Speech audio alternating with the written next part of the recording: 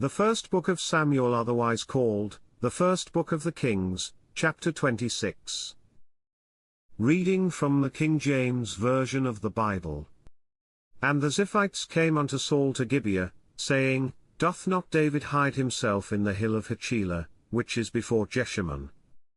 Then Saul arose, and went down to the wilderness of Ziph, having 3,000 chosen men of Israel with him, to seek David in the wilderness of Ziph. And Saul pitched in the hill of Hachilah, which is before Jeshimon, by the way. But David abode in the wilderness, and he saw that Saul came after him into the wilderness. David therefore sent out spies, and understood that Saul was come in very deed.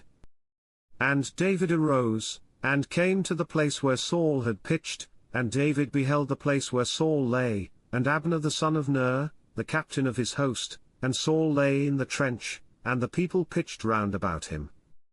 Then answered David and said to Ahimelech the Hittite, and to Abishai the son of Zeruiah, brother to Joab, saying, Who will go down with me to Saul to the camp? And Abishai said, I will go down with thee. So David and Abishai came to the people by night, and, behold, Saul lay sleeping within the trench, and his spear stuck in the ground at his bolster, but Abner and the people lay round about him. Then said Abishai to David, God hath delivered thine enemy into thine hand this day, now therefore let me smite him, I pray thee, with the spear even to the earth at once, and I will not smite him the second time. And David said to Abishai, Destroy him not, for who can stretch forth his hand against the Lord's anointed, and be guiltless? David said furthermore, As the Lord liveth, the Lord shall smite him, or his day shall come to die, or he shall descend into battle, and perish.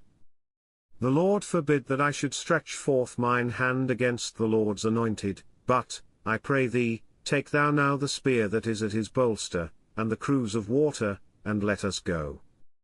So David took the spear and the cruse of water from Saul's bolster, and they gat them away, and no man saw it, nor knew it, neither awaked, for they were all asleep, because a deep sleep from the Lord was fallen upon them.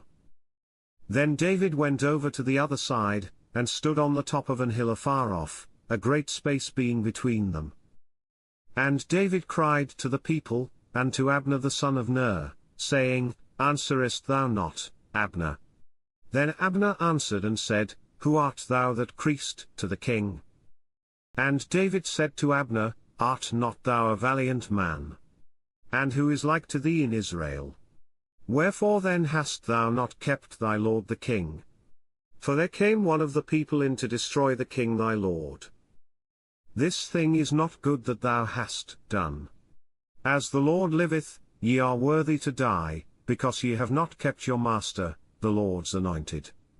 And now see where the king's spear is, and the cruse of water that was at his bolster. And Saul knew David's voice, and said, Is this thy voice, my son David? And David said, It is my voice, my lord, O king. And he said, Wherefore doth my lord thus pursue after his servant? For what have I done? Or what evil is in mine hand? Now therefore, I pray thee, let my lord the king hear the words of his servant. If the Lord have stirred thee up against me, let him accept an offering, but if they be the children of men, cursed be they before the Lord, for they have driven me out this day from abiding in the inheritance of the Lord, saying, Go, serve other gods. Now therefore, let not my blood fall to the earth before the face of the Lord, for the king of Israel is come out to seek a flea, as when one doth hunt a partridge in the mountains.